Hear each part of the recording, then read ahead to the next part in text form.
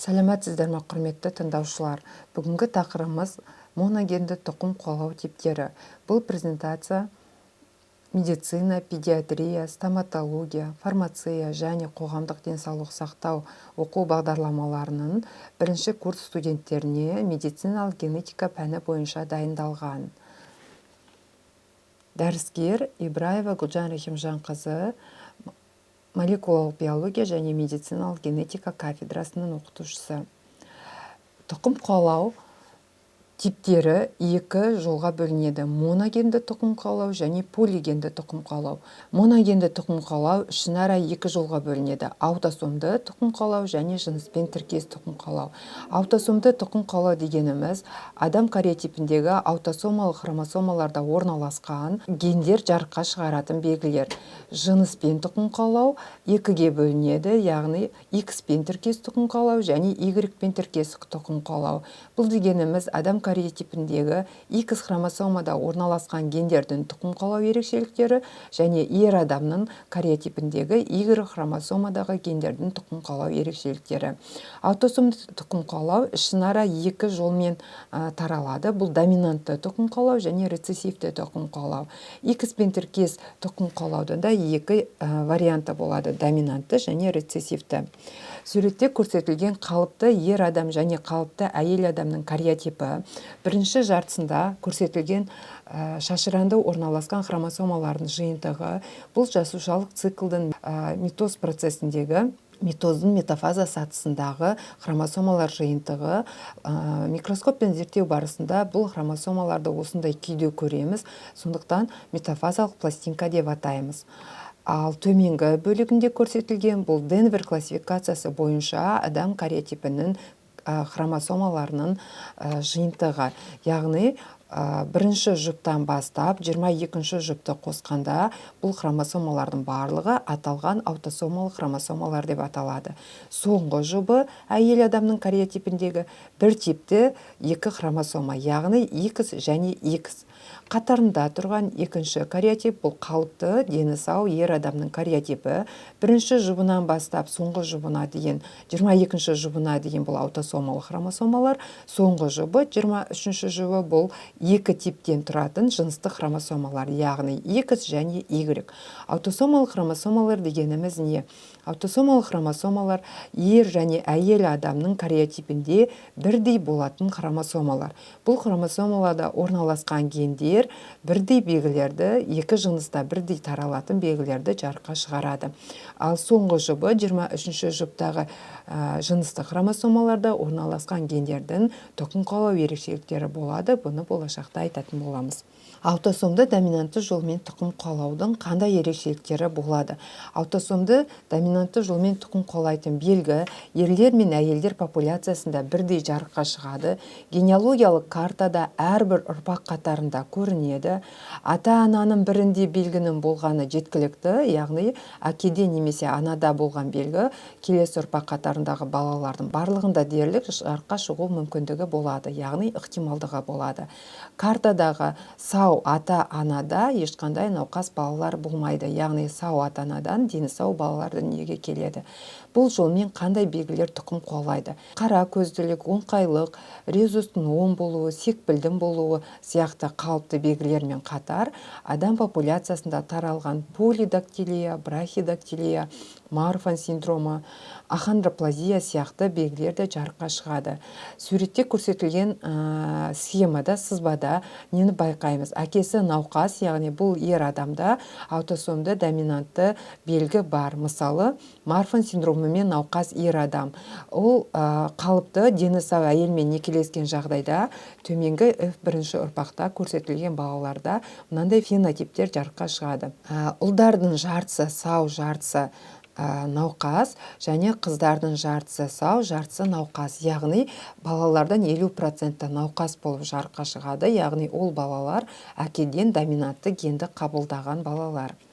Марфан синдромы неліктен жарыққа шығады? Марфан синдромы фибрилин бір гликопротеин белогын синтездейтін гендегі мутацияның салдарынан көрінеді. Бұл синдромға триадалық белгілер тән болады. Яғни бірінші белгілер бұл тірек қимыл жүйесіндегі ақаулар, яғни бойы ұзын, түтікті сүйектері, аяқ, қол саусақтары өте ұзын, яғни арахнодактилия белгілері болады. Май қабаты дамымайды және буындары шамадан тыс майысқақтық немесе гипермайысқақтық белгісі байқалады. Көру жүйесіндегі өзгерістер бұл көру қабілетінің нашарлауы, себебі көз алмасының эктопиясы жарыққа шығады. Үшінші тобы жүрек қантамыр жүйесіндегі ақаулар, бұл аорта аневризмасы және қантамыр жүйесінің бұзылыстары, қан айналу жеткіліксіздігі байқалады. Науқастар әдетте орта жас шамасында аортаның жарылуы салдарынан қайтыс болады. Шежірелік картада Марфан синдромымен науқас әулеттің белгілері көрсетілген. Картада 3 ұрпақ қатары беріледі. Бірінші ұрпақ қатарында Марфан синдромымен науқас ер адам болған. Бұл ер адамның екінші ұрпақ қатарында көрсетілген бірінші адам ұлы, үшінші адам ұлы, бесінші адам қызы, алтыншы адам қызы және сегізінші адам қызы. Осы балаларының ішінде екі қызы бесінші және сегізінші сандағы және бірінші сандағы ұлы науқас. Яғни ер адам өзіндегі доминантты генді ұлдарына да және қыздарына да беріп тұр. Сонымен қатар ол генді қабылдамаған ұлы мен және алтыдағы қызы, олардың дендері сау. Осы жерде біз балалардың жартысы сау, жартысы науқас болатынын көріп тұрмыз. Үшінші ұрпақ қатарында бірінші сандағы қыз бала әкесі ауырады және әкесінің, біз айтқандай, әкесі, яғни қыздың атасы да ауырып тұр. Атасындағы белгі әкесіне және осы немере қызына берілген. Сол сияқты осы ұрпақ қатарында науқас қыздың ұлдары ауырады және қыздары ауырады. Яғни белгілердің екі жыныста бірдей берілгенін көреміз. Науқас ер адамнан туған ұлдар да ауырады және қыздар да ауыратынын көріп тұрмыз. Тағы бір ерекшелігі, екінші ұрпақ қатарындағы сау ер адам, сау адаммен некелескен, яғни ерлі-зайыптылар сау болған жағдайда сау отбасының барлық балалары сау болады. Келесі тұқым қуалау типі бұл аутосомды рецессивті тұқым қуалау. Аутосомды рецессивті жолмен қандай белгілер тұқым қуалайды? Адамда көк көзділік, солақайлық, резустың теріс болуы, саусақ санының қалыпты болуы, альбинизм, муковисцидоз немесе фенилкетонурия және акаталаземия тәрізді аурулар тұқым қуалайды. Аутосомды рецессивті жолмен тұқым қуалайтын белгілердің сызбасы бойынша ата-анасы сау отбасы берілген. Ата-ананың екеуі де гетерозиготалы, яғни ортақ генді тасымалдаушылар. Олардан жарыққа шыққан балалардың ішінде сау ұлдары бар және сау қыздары бар. Және 50% көлемінде сау ұлдар мен қыздар, бірақ олар ата-анасы сияқты тасымалдаушылар, яғни гетерозиготалылар. Соңғы көрсетілген 25% үлестегі ұл және қыз балалар, олар науқас, яғни олардың генотиптері рецессивті гомозиготалылар. Альбинизм ауруы аутосомды рецессивті жолмен тұқым қуалайды. Альбинизм меланин пигментін синтездеуге қажетті тирозиназа ферментінің жұмысына жауапты гендегі мутацияға байланысты жарыққа шығады. Екі типті мутация арқылы көрінеді. Бірінші типі 11-ші хромосомадағы мутация салдарынан жарыққа шығады. Мұнда меланин мүлде синтезделмейді.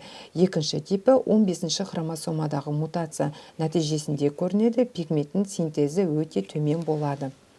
Науқастарға пигменттің болмауы, фотофобия, яғни күн сәулесіне төзімсіздік, көру қабілетінің төмендеуі сияқты белгілер тән болады.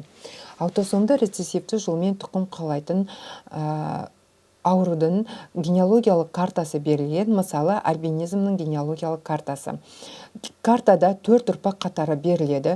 4-ші ұрпақ қатарында бір санымен көрсетілген әйел адам, ол пробанд. Пробанд дегеніміз медициналық генетикалық кеңеске жүгінген алғашқы адам, яғни осы генеалогиялық картаны құруға себепші болған адам.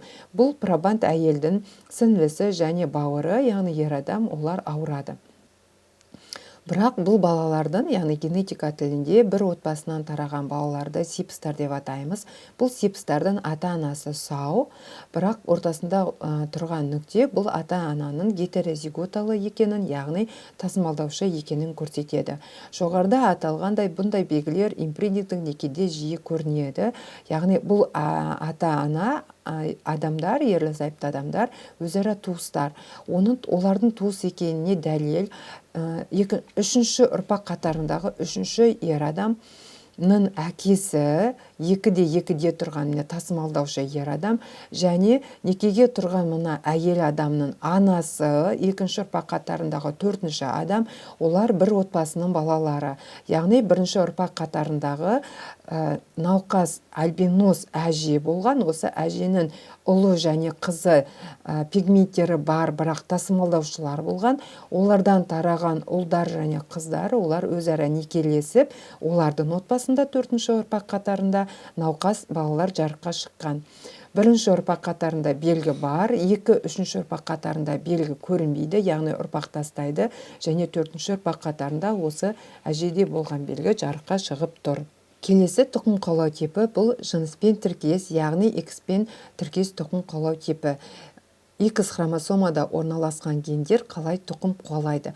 Екі типін, екі вариантын қарастырамыз, яғни доминантты жолмен тұқым қуалау және рецессивті жолмен тұқым қуалау. X-пен тіркес доминантты жолмен тұқым қуалаудың қандай ерекшеліктері болады? Бұл белгі әйелдер және ерлер популяциясында бірдей кездеседі, яғни екі жынысқа бірдей беріледі. Науқас ер адам болса, ондағы мутантты аллель тек қана қыздарына беріледі. Себебі ер адам қыздарына X хромосоманы, ал ұлдарына Y хромосоманы береді. Науқас әйел болса, мутантты аллельді ұлдарына да қыздарына да береді. Шежірелік картада белгі әрбір ұрпақ қатарында көрінеді.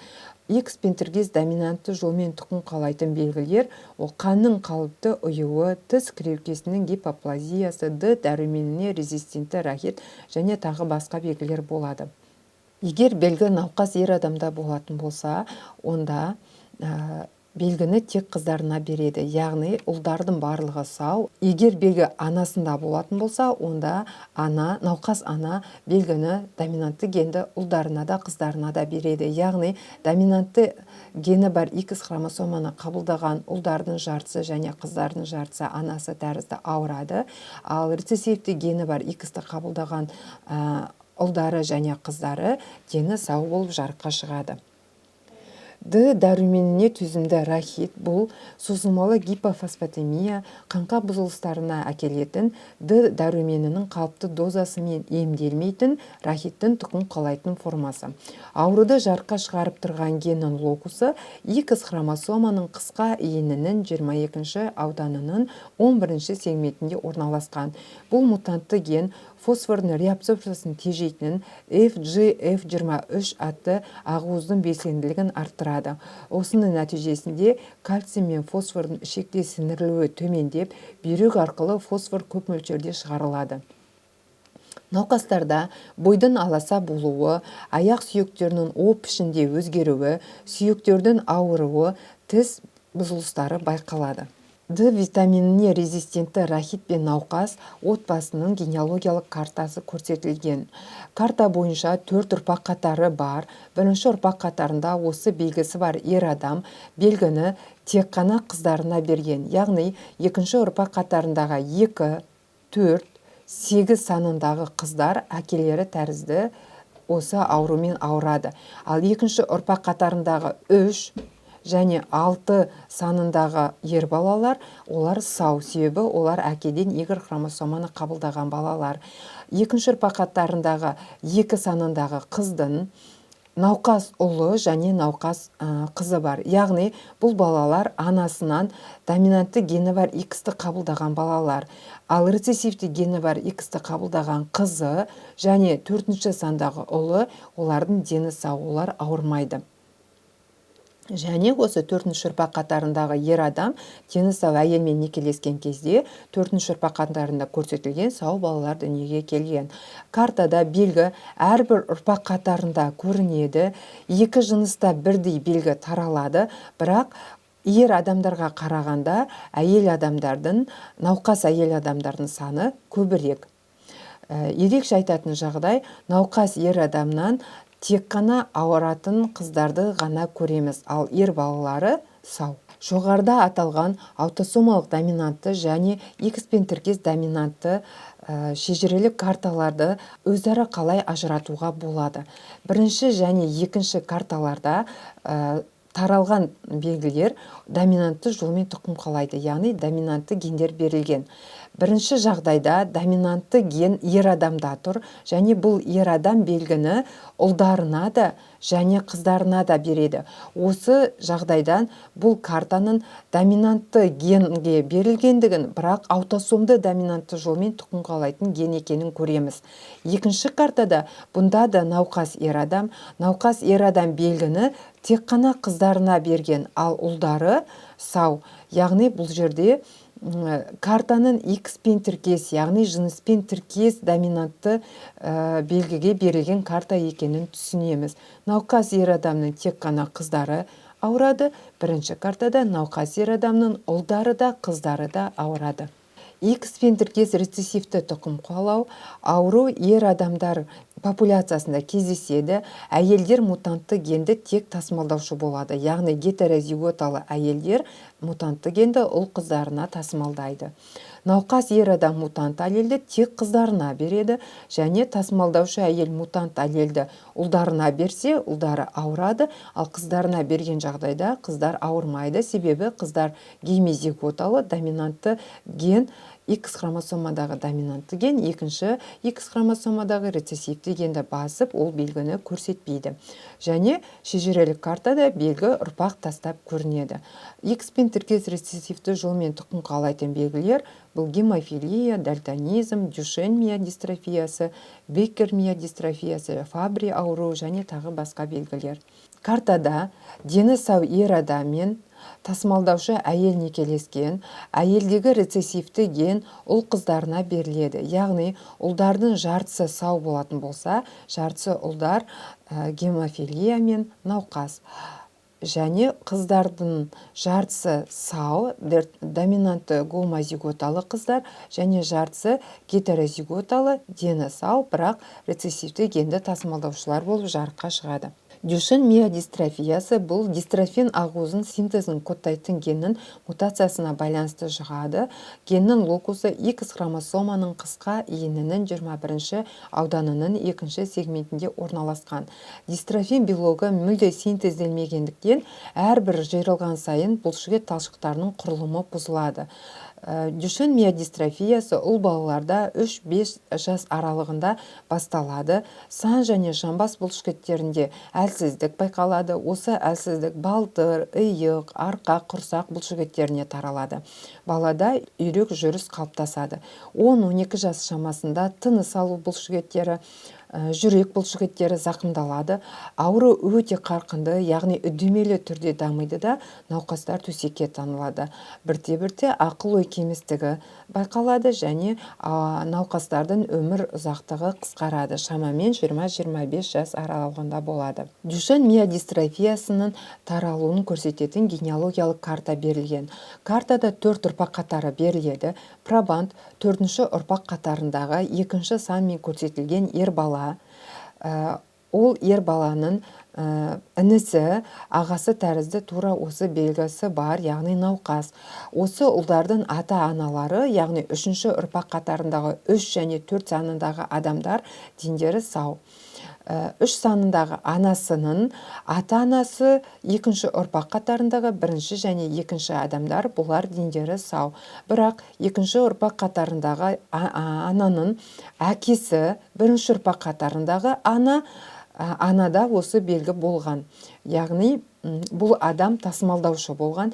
Тасымалдаушы әйел белгіні 2-ші ұрпақ қатарындағы қызына, 1 санындағы қызына, яғни 4-ші сандағы қызға беріп тұр.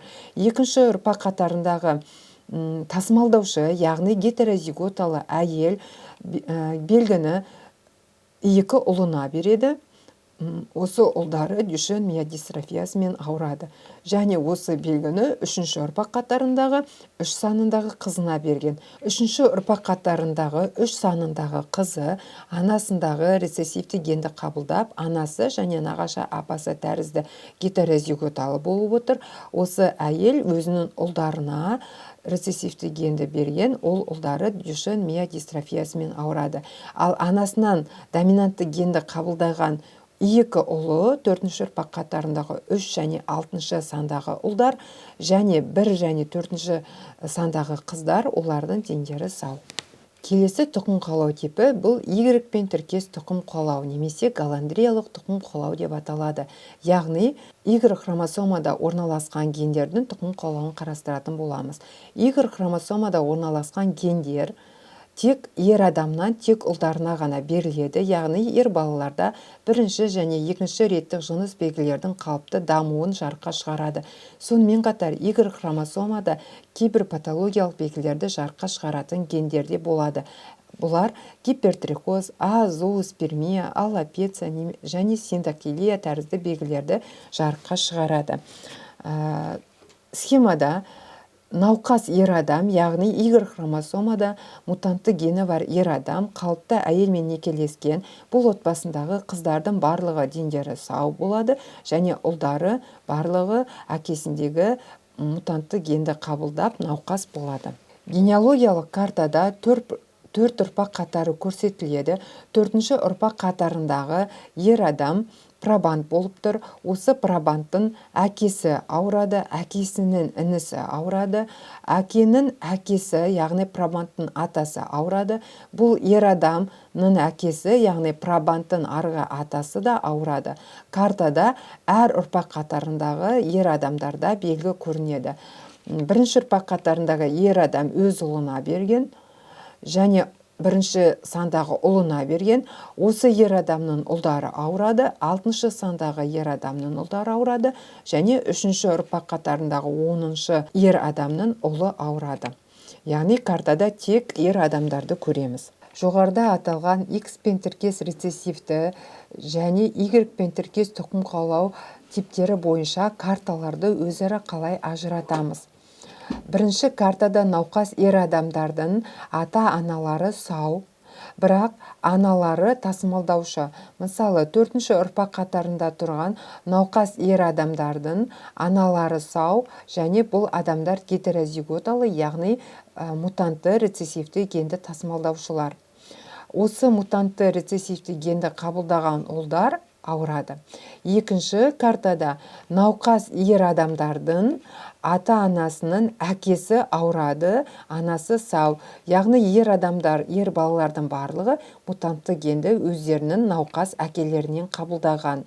Құрметті тыңдаушылар, сіздер дәріс барысында моногенді тұқым қуалау, олардың типтері, популяциядағы аутосомалық және жыныспен тіркес тұқым қуалайтын белгілердің таралу ерекшеліктері және осы белгілердің генеалогиялық картада көріну ерекшеліктерімен таныстыңыздар.